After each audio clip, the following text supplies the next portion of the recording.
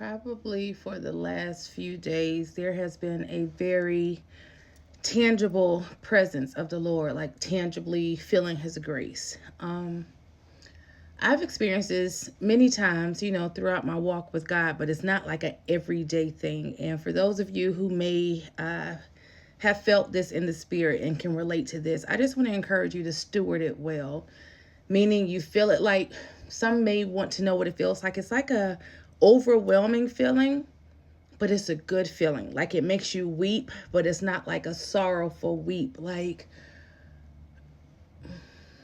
you're just so appreciative for the Lord for all He's done, even if you don't. And I don't mean like in a way like, oh, God has blessed me and I got my promises and I got this and I got that. And one of the things that I'm teaching is we got to come out of the space of acting like God is like a genie in a bottle. And I've been there before.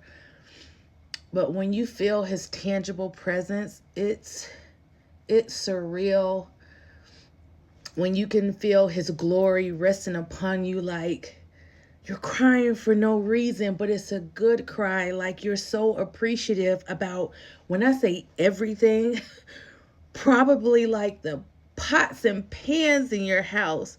And I'm just giving you guys an example, but like that's how grateful you are. And it's overwhelming, but it's in a good way. And I just want to encourage you to steward it well, because you don't always feel that. So when you steward it, enjoy it for the moment, embrace it. Thank you, Holy Spirit. But don't allow the enemy to snatch this up. And I think too often we get to this place where God will rest His glory upon us, or we feel His presence in a tangible way, or we get a word of encouragement, we get a prophecy, we see a little bit of breakthrough.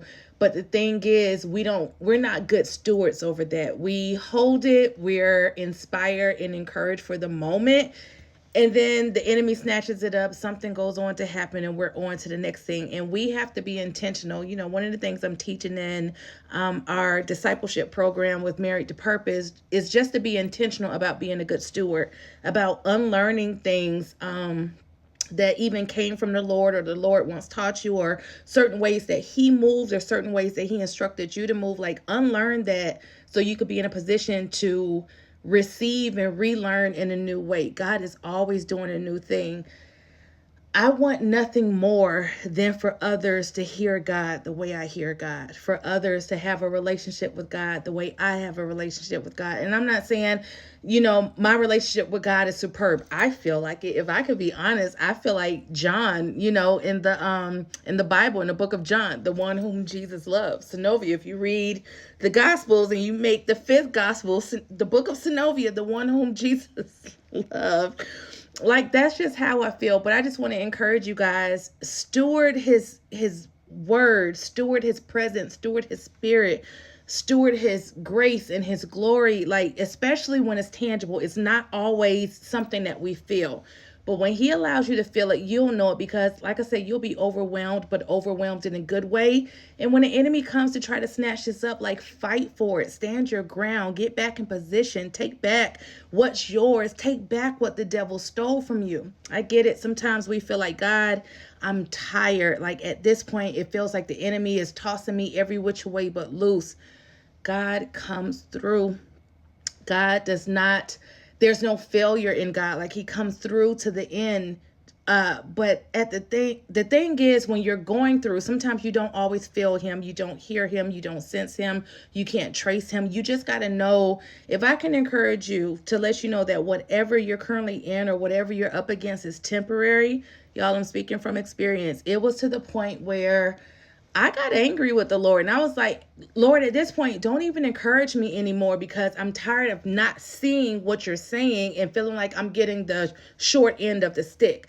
I feel like you and I's relationship is one-sided. This is how I felt with the Lord years ago, and I love that I can be honest and humble and open with God. Like He knows I already feel like that. So why come to Him covered up? But the way that I'm able, or was able, when I felt those ways, to release what I was feeling and lay it at His feet and leave it there, and then trust Him to get me through it. It was times I felt like I prayed and I prayed and I prayed and I still didn't hear God. I was obedient and I still didn't hear God. I was faithful and I still didn't hear God. I was doing all that God told me to do and I still didn't hear God. Like, there won't be always times that you guys hear him speak. And I think one thing is, and I get it because I've been there, but we get to this point when God is silent, we're just like, oh gosh, I got to hear your voice. What did you do? What did I do? Why can't I hear you? What's going on? I'm under attack. God is not speaking every single day. Sometimes even his silence is still powerful. Even his silence is still speaking. And if you're in a space like what I'm currently describing, he just rests his glory upon you. I've said this before, God's glory is weighty. You can literally, you will have the emotions of a pregnant woman. You will be just straight, and then all of a sudden you're just crying for nothing. You have no reason why, like you're just weeping. But it's not a bad weep. It's not like, oh my gosh, I feel like I'm being oppressed or I feel like I'm being taken under. That is the glory of the Lord. So when he rests his glory upon you, and I can tell you now, it's not his full glory. Because if it were, it would crush us. We wouldn't be able to sustain it. We wouldn't be able to hold that. So he gives us tangible ways. And that's one thing that I've been praying about. Like, Lord, let me feel you in a tangible way. Let me experience some of the things that you promised me in a tangible way. Lord, you and I have done the do not despise small beginnings.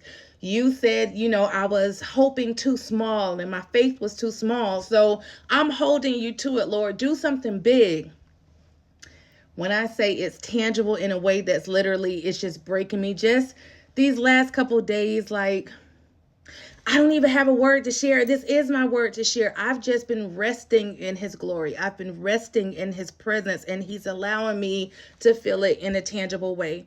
So if you guys ever experience that, just steward it well, because the enemy is waiting for, okay, she's in her fields, he's in his fields, I'm ready to just snatch it right up. And we got to do better about stewarding what the Lord has given us.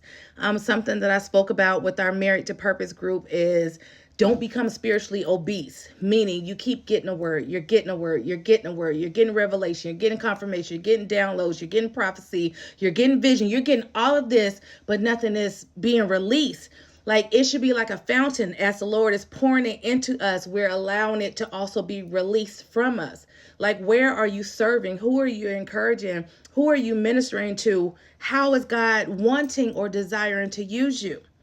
So often we look for God. Lord, fill me up. Lord, I need this. I need a word. Let me see what the prophets are saying. Let me see what your people are saying. I need to know, what it is that you're doing.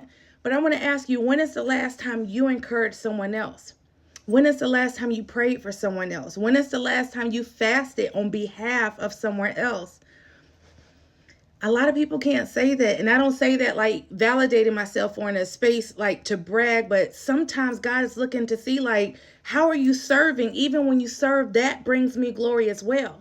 We're looking for the blessing, but when is the last time you allow God the space for you to be the blesser? Now, we know it came from the Lord, but you offered them prayer, you paid it forward, you spoke into someone's life, whatever that looks like, and weren't in a position to receive what you have been waiting for, but you were that breakthrough for someone else.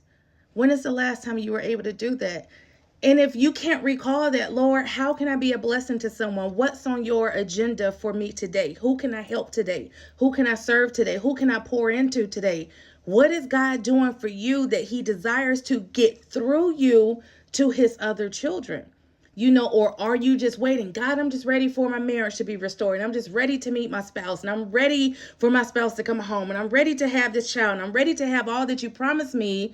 But then what about all the others that are suffering, that God may has said something or done something through you, even while you're waiting, but he wants you to be a blessing to others. That also brings him glory. That's also a pleasing aroma, a sacrifice, that the Lord, that blesses him as well. We can't pay God back. But when we have a heart of gratitude and just that spirit of thanksgiving, and we're like, Lord, I thank you for your presence. I thank you for your glory. Don't take your spirit away. Because you did this for me, or even while I'm waiting for you to do this for me, I still want to bless someone else. I still want to encourage someone else. I still want to speak life into someone else. Y'all, we need to do better about being good and faithful stewards over what God is entrusting us with. It's just mind blowing. When you get there, stay there, hold on to it, and take back what the devil has tried to steal from you.